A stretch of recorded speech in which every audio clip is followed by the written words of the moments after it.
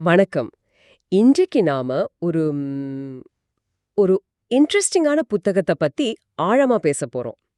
James காய் junior எழுதின aware, power, functioning. யதார்த்தம்னா என்ன? நம்மளோட உண்மையான சக்தி என்ன? ஆன்மீக வழியில நம்ம லட்சியங்களை எப்படி அடையிறது? இந்த மாதிரி பெரிய கேள்விகள் எல்லாம் இந்த புத்தகம் தொடுது. இதில் இருக்கிற முக்கிய கருத்துக்களை எடுத்து அது நமக்கு எப்படி உதவும்னு புரிஞ்சுக்கிறது தான் இந்த உரையாடலோட நோக்கம். ஒரு சுவாரஸ்யமான விஷயம் என்னன்னா, இந்த புத்தகத்தோட ஆசிரியர் பிளான் பண்ணி எழுதலையாம், தானா வந்துச்சாம். ஒரே மூச்சுல படிச்சா வாழ்க்கையே மாறும்னு சொல்றாரு. அப்படி என்ன இருக்கு இதுல? வாங்க கொஞ்சம் உள்ள போய் பார்ப்போம். முதல்ல அந்த தலைப்பே அவேர், பவர், ஃபங்க்ஷனிங், சுருக்கமா ஏபிஎஃப். தமிழ்ல விழிப்புணர்வு சக்தி செயல்பாடுன்னு சொல்லலாமா? இதோட அர்த்தம் என்ன? இது நமக்கெல்லாம் எப்படி பொருந்தும்? இதுதான் இந்த புத்தகத்தோட அஸ்திவாரம்னே சொல்லலாம். ரொம்ப சிம்பிளா சொன்னா, இந்த பிரபஞ்சத்துல இருக்கிற எல்லாமே, நீங்க, நான், இந்த மரம், செடி எல்லாமே வெறும் பொருட்கள் இல்ல. எல்லாமே உணர்வுள்ள ஒரு விழிப்புணர்வு கொண்ட சக்தியோட வெளிப்பாடு தான் அப்படின்னு இந்த பார்வை சொல்லுது. ஓ, நாம பொதுவா நம்மள எப்படி பார்க்கறோம்? நான் இந்த உடம்பு, இந்த உலகத்துல வாழ்ற ஒரு மனுஷன், எனக்கு இவ்வளவுதான் முடியும், இவ்வளவுதான் எல்லை அப்படின்னு நினைச்சுக்கிறோம் இல்லையா? ஆமா ஆமா. இந்த நினைப்பு தான் நம்மள ஒரு சின்ன வட்டத்துக்குள்ள அடக்கிறது. ஆனா இந்த புத்தகம் நம்மள வேற மாதிரி பார்க்க சொல்லுது. நீங்க வெறும் உடம்பு இல்ல, நீங்க ஒரு தனித்துவமான விழிப்புணர்வு சக்தி செயல்பாடு, அதாவது இண்டிவிஜுவலைஸ்ட் ஏபிஎஃப். Individualised APF. ஆமா, அந்த பெரிய எல்லையே இல்லாத சக்தியோட ஒரு ஒரு தனித்தன்மையான வெளிப்பாடு நீங்க. நாம எல்லாரும் ஒரு பெரிய முடிவற்ற விழிப்புணர்வு சக்தி செயல்பாட்டு கடல்ல இருக்கோம். Endless sea of ABF. அதோட ஒரு பகுதி தான் நாம. ஓ, ஒரு கடல்ல இருக்கிற மாதிரி சொல்றீங்க.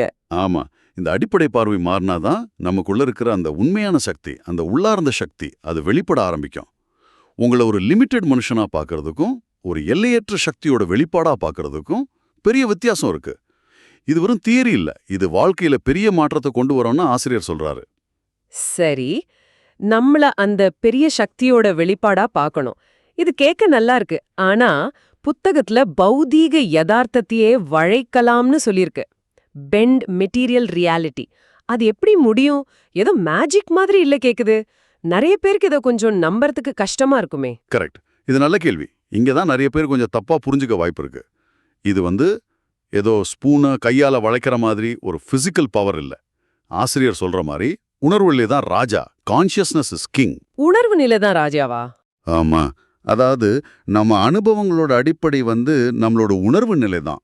நாம யதார்த்தம்னு சொல்றோமே, இந்த பௌதிக உலகம், அதுவே ஒரு வகையில நாம எல்லாரும் சேர்ந்து நம்புற ஒரு கதை, ஒரு மாய மாதிரி தான் ஆசிரியர் சொல்றாரு. ஒரு மாய மாதிரி. ஓகே, கொஞ்சம் யோசிச்சு பாருங்களேன். நம்ம கண்ணு, காது, மூக்கு வழியா நாம உணர்றத வச்சுதானே உலகத்தை முடிவு பண்றோம். நீங்க உங்கள் அந்த விழிப்புணர்வு சக்தி செயல்பாடா, ஏபிஎஃப்பா ஆழமா உணர ஆரம்பிக்கும்போது நீங்க இந்த பிரபஞ்சத்தோட அந்த கிரியேட்டிவ் பவரோட நேரடியா கனெக்ட் ஆகுறீங்க. அப்போ உங்க எண்ணங்களும் உங்க உணர்வுகளும் சும்மா மனசுல வர்ற போற விஷயமா இல்லாம யதார்த்தத்தை உருவாக்குற கருவிகளா மாறுது. ஓ, கருவிகளா மாறுதா? ஆமா, அதாவது உங்க உள்மனசோட தன்மை உங்க வெளி உலக அனுபவங்களை நேரடியா பாதிக்குது. யதார்த்தத்தை வளைக்கிறதுங்கிறது உங்க உணர்வு நிலைய மாத்தி யதார்த்தம் உங்களை எப்படி பாதிக்குது, நீங்க யதார்த்தத்தை எப்படி அனுபவிக்கிறீங்கிறத மாத்துறது தான். இது ரொம்ப நுட்பமான ஆனா சக்தி வாய்ந்த விஷயம். அப்போ நான் உலகத்தை மாத்த முயற்சி பண்ண வேண்டாம். ஆனா உலகத்தை பத்தின என்னோட பார்வை, என்னோட உணர்வு நிலைய மாத்தினா ஏன் அனுபவத்துல உலகம் மாறுமா? இதான் நீங்க சொல்றீங்களா? நீங்க இதை கேட்டிட்டு இருக்கீங்கன்னா உங்களுக்கும் இது பொருந்துமா? மிகச்சரியா சொன்னீங்க. இதுதான் பாயிண்ட். உங்க அக உலகத்துல வர்ற மாற்றம் உங்க புற உலகத்துல கண்டிப்பா பிரதிபலிக்கும். வாய்ப்புகள் வர்ற விதம், மத்தவங்க உங்கள்கிட்ட நடந்துக்கிற விதம், சூழ்நிலைகள் அமையறதே, இதுலெல்லாம் நீங்க வித்தியாசத்தை உணர முடியும். இது மேஜிக் இல்ல, இது உணர்வு நிலையோட செயல்பாடு. சரி, இது இன்னும் கொஞ்சம் டீப்பா போது. புக்கு வாழ்க்கைக்கு ஒரு தளர்வான ஸ்கிரிப்ட், லூஸ் ஸ்கிரிப்ட் எழுதுறத பத்தியும், நமக்கு தெரியாம நமக்காக எழுதுற ஒரு மறைமுக எழுத்தாளர், கோஸ்ட் ரைட்டர் இருக்கிற மாதிரியும் பேசுதே. இது கொஞ்சம் குழப்பமா இருக்கே. நான் தனித்துவமானவன்னா அப்புறம் எப்படி இன்னொருத்தர் எனக்காக ஸ்கிரிப்ட் எழுத முடியும்? இங்கதான் ஒரு இன்ட்ரெஸ்டிங்கான ஒரு முரண்பாடு மாதிரி தெரியுது, இல்லனா ஒரு இரட்டித்தன்மைன்னு சொல்லலாம். நீங்க ஒரு தனிப்பட்ட வெளிப்பாடு, இண்டிவிஜுவலைஸ்ட், இதுல சந்தேகமே இல்ல. உங்க ஆசை, உங்க தேர்வெல்லாம் உங்களுக்கு தான் சொந்தம். ஆனா அதே நேரத்துல நீங்க அந்த முடிவற்ற விழிப்புணர்வு சக்தி கடலை, அந்த எண்ட்லெஸ் சி ஆஃப் ஏபிஎஃப் முழுசா சார்ந்திருக்கீங்க, டிபெண்டன்ட். ஓ, ரெண்டுமே உண்மையா?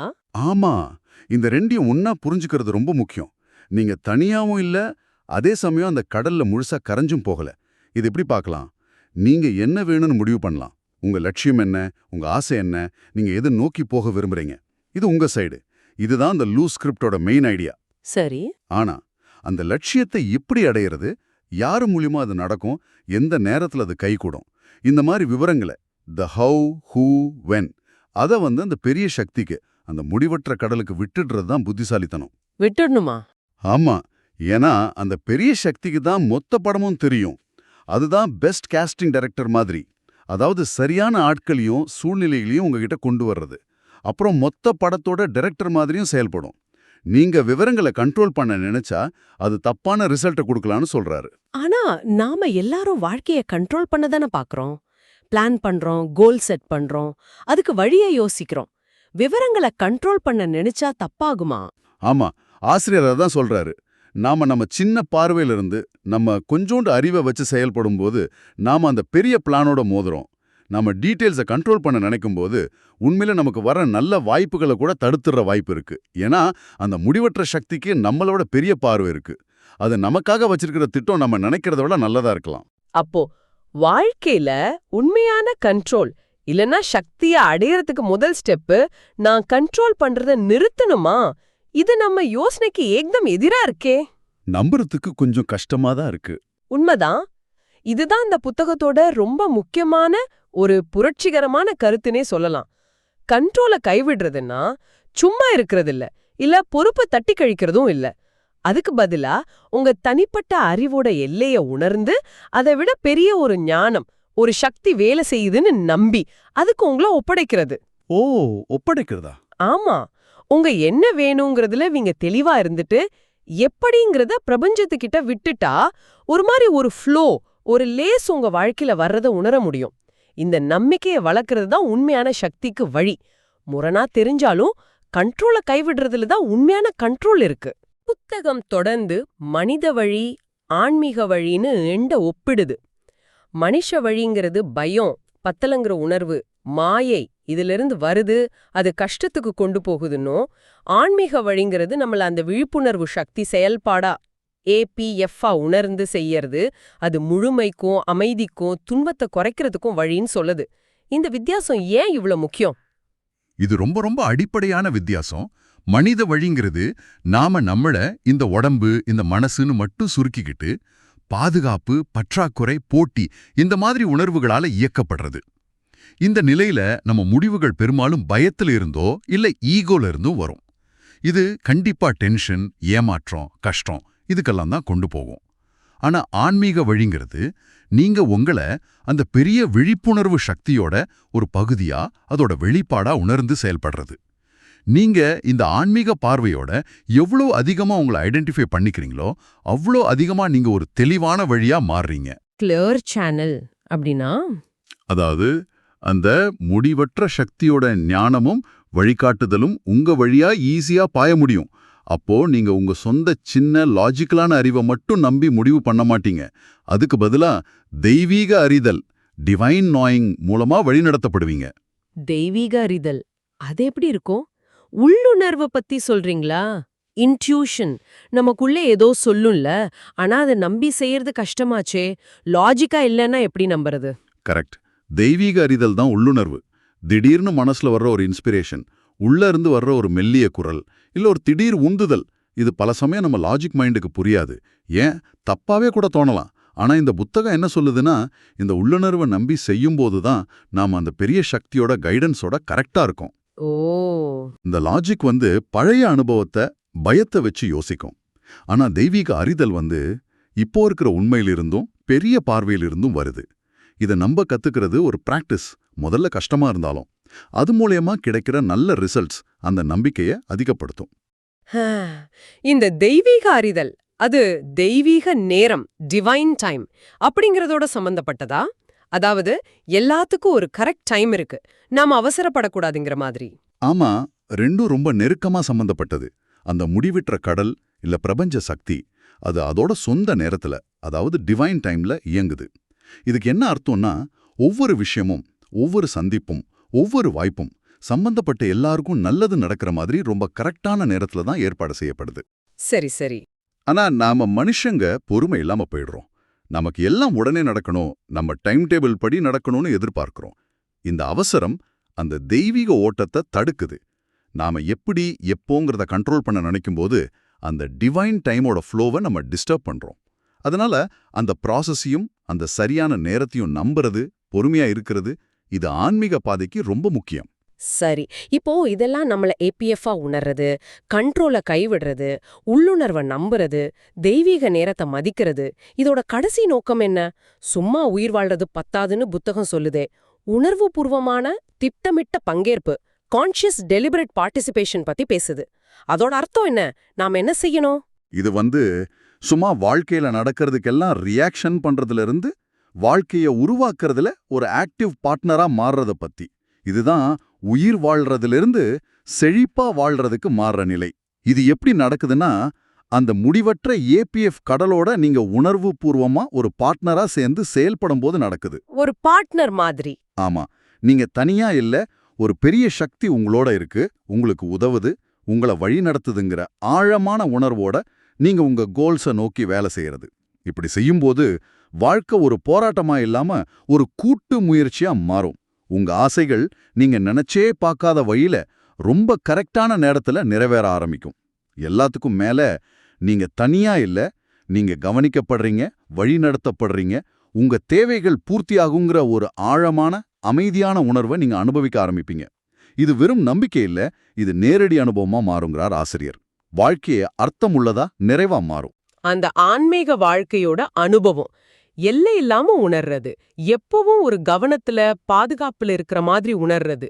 புத்தகம் அழகா சொல்லுது, கேட்கும் போதே ஒரு நிம்மதி கிடைக்கிற மாதிரி இருக்கு. ஆனா இது நிஜமா சாத்தியமாங்கிற கேள்வியும் வருதே. அதுதான் இந்த பயணத்தோட சவாலும் பரிசும். அந்த நிலையை அடையறதுங்கிறது ஒரு தொடர்ச்சியான பயிற்சி, விழிப்புணர்வு. பயம் கொஞ்சம் கொஞ்சமா குறையும், நம்பிக்கை ஆழமாகும். வாழ்க்கை ஒரு பாரமா தெரியாம ஒரு அற்புதமான அட்வென்ச்சர் மாதிரி தோணும். தேவைகள் பூர்த்தியாகுங்கிற நம்பிக்கை சும்மா மேலோட்டமா இல்லாம அசைக்க முடியாததா மாறும். இது ஒரே நாள்ல நடக்காது, ஆனா இந்த பாதையில நடக்க ஆரம்பிக்கிறதே ஒரு பெரிய மாற்றம். புத்தகம் இன்னும் கொஞ்சம் ஆழமான தத்துவ ரீதியான கேள்விகளையும் கேக்குது. யதார்த்தத்தோட உண்மையான தன்மை என்ன? நாம பாக்குற இந்த உலகம் உண்மையிலேயே இருக்கா, இல்ல அது ஒரு மாயையா? தனித்துவம் நிரந்தரமானதா? நாம இந்த பிரபஞ்ச ஓட்டத்துல தொலைஞ்சு போயிட்டோமா? இந்த கேள்விகள் சில சமயம் குழப்பம் தருமே. ஆமா, இந்த புத்தகம் சில கடினமான இடங்களுக்கும் நம்மள கூட்டிட்டு போகுது. உதாரணமா, முழுமையா அமைதியா இருக்கிறது எப்படி நம்ம செயல்களை இன்னும் சிறப்பாக்குதுங்கிற அந்த முரண்பாடு. இல்ல, யதார்த்தமே ஒரு மாயன்னா அந்த மாயையோட லேயர்ஸ் என்ன? இந்த மாதிரி விஷயங்கள். இதுக்கெல்லாம் எல்லாருக்கும் ஒரே மாதிரி டக்குன்னு பதில் கிடைக்காது. ஆனா இந்த கேள்விகளை பத்தி யோசிக்கிறதே நம்ம புரிதலை ஆழப்படுத்துறதுக்கு ஒரு வழி. இது ஒரு பயணம். ஆசிரியர் சொல்ற மாதிரி, ஒருவேளை யதார்த்தங்கிறது நாம நினைக்கிறத விட ரொம்ப ஃப்ளெக்சிபிளா நிறைய அடுக்குகள் கொண்டதா இருக்கலாம். இந்த புரிதலோட ஒவ்வொரு ஸ்டெப்பும் நம்மள விடுதலைக்கு பக்கத்துல கொண்டு போகும். அருமை. இவ்ளோ நேரம் நாம பேசின விஷயங்கள் இத கேட்டுட்டு இருக்க உங்களுக்கு எப்படி யூஸ் ஆகும்? இதுவரைக்கும் நாம பார்த்த ஜேம்ஸ் கோய் ஜூனியரோட அவேர் பவர் ஃபங்க்ஷனிங் புத்தகத்தோட முக்கிய செய்திகளை ஒரு தடவை தொகுத்து பார்த்துடலாமா? உங்களுக்கு ஞாபகம் வச்சுக்க வேண்டிய முக்கியமான பாயிண்ட்ஸ் என்ன? கண்டிப்பா. சுருக்கமா இந்த புத்தகத்தோட சாரத்தை இப்படி சொல்லலாம். 1. உங்க உண்மையான இயல்பை உணருங்க. நீங்க வெறும் லிமிட்டெட் மனுஷனோ உடம்போ இல்ல. நீங்க தனித்துவமான விழிப்புணர்வு சக்தி செயல்பாடு, இண்டிவிஜுவலைஸ்ட் ஏபிஎஃப், அந்த எல்லையற்ற சக்தி கடலோட எண்ட்லெஸ் சி ஆஃப் ஏபிஎஃபோட ஒரு பகுதி. இந்த அடையாள மாற்றம் தான் முதல் படி. சரி. 2. கூட்டாளியா மாறுங்க. அந்த முடிவற்ற சக்தியோட உணர்வுபூர்வமா பார்ட்னர் ஆகுங்க. அதுதான் உங்க வாழ்க்கையோட டைரக்டர், ஸ்கிரிப்ட் ரைட்டர், எல்லா நல்லதையும் கொண்டு வர்ற சக்தி. தனியா போராடுறத நிறுத்துங்க. 3. என்ன வேணுங்கிறதுல கவனமா இருங்க. எப்படிங்கிறத ஒப்படைங்க. உங்க கோல்ஸ் என்னன்னு தெளிவா முடிவு பண்ணுங்க. ஆனா அதை எப்படி, யார் மூலமா, எப்போ அடையறதுங்கிற டீட்டெயில்ஸை கண்ட்ரோல் பண்ணாதீங்க. அதை அந்த பெரிய சக்தி கிட்ட நம்பிக்கையோட விட்டுடுங்க. 4 தெய்வீக அறிதலை நம்புங்க. உங்க லாஜிக் மைண்டை விட உள்ளிருந்து வர்ற இன்ட்யூஷன், அந்த டிவைன் நோயிங்க நம்பி செயல்பட கத்துக்கோங்க. அதுதான் பெஸ்ட் கைடு. ஓகே. 5 கண்ட்ரோலை கைவிட்டு சக்தியை பெறுங்க. உண்மையான சக்தியும் ஃப்ளோவும் நீங்க எல்லாத்தையும் கண்ட்ரோல் பண்ண நினைக்கிறத நிறுத்தும்போது தான் வரும். கண்ட்ரோலை கைவிடுறது பலவீனம் இல்ல, அதுதான் ஞானம். 6 தெய்வீக நேரத்தை மதியுங்க. எல்லாம் அதோட சரியான நேரத்துல நடக்கும். பொறுமையா நம்பிக்கையா இருங்க. அவசரப்பட்டா அந்த ஃப்ளோ கெட்டுடும். சரி. கடைசியா 7 இதோட நோக்கம் என்னன்னா, பயம் கஷ்டம் குறைஞ்ச சந்தோஷமான அர்த்தமுள்ள நிறைவான மத்தவங்களுக்கும் நல்லது செய்யற ஒரு வாழ்க்கைய வாழ்றது தான். இது சும்மா பிழைச்சிருக்கிறது இல்ல, செழிப்பா வாழ்றது, த்ரைவிங். அவர் பவர் ஃபங்க்ஷனிங் பத்தின இந்த ஆழமான அலசல் உண்மையிலேயே யோசிக்க வைக்கிற மாதிரி இருந்துச்சு. நம்மள பத்தியும் நாம வாழ்ற யதார்த்தத்தை பத்தியும் நாம வச்சிருக்கிற பார்வைகளை கொஞ்சம் யோசிச்சு பார்க்க நிறைய விஷயம் இருக்கு. நிறைவா இந்த புத்தகத்திலிருந்து ஒரு சின்ன சிந்தனையை உங்க கூட பகிர்ந்துக்க நினைக்கிறேன். யதார்த்தங்கிறது ஒருவேளை மாயையோட பல அடுக்குகளா இருக்கலாம்னு புத்தகம் சொல்லுது இல்லையா? ஆமா. அப்போ நீங்க உங்களை அந்த விழிப்புணர்வு சக்தி செயல்பாடா APF முழுசா ஏத்துக்கிட்டு அந்த முடிவற்ற சக்தியோட சேர்ந்து செயல்பட ஆரம்பிக்கிறதுங்கிறது, அந்த மாயைக்குள்ள உங்களோட அனுபவத்தை மாத்துறது மட்டும் இல்லாம, ஒருவேளை அந்த மாயையோட தன்மையே உருவாக்குறதுல, அந்த யதார்த்தத்தையே வடிவமைக்கிறதுல நீங்க ஒரு தீவிரமான உணர்வுபூர்வமான பங்குபாளியா மாறுறதாவும் இருக்குமோ? இது கொஞ்சம் யோசிக்க வேண்டிய ஒரு ஆழமான கேள்வி இல்லையா? நிச்சயமா. இது நம்மளை இன்னும் யோசிக்க வைக்கிற ஒரு அற்புதமான புள்ளி. இந்த புத்தகத்தோட முக்கிய கருத்துக்களை எங்களோட சேர்ந்து ஆராய்ஞ்ச உங்களுக்கும் இந்த உரையாடல்ல இணைஞ்சதுக்கும் நன்றி.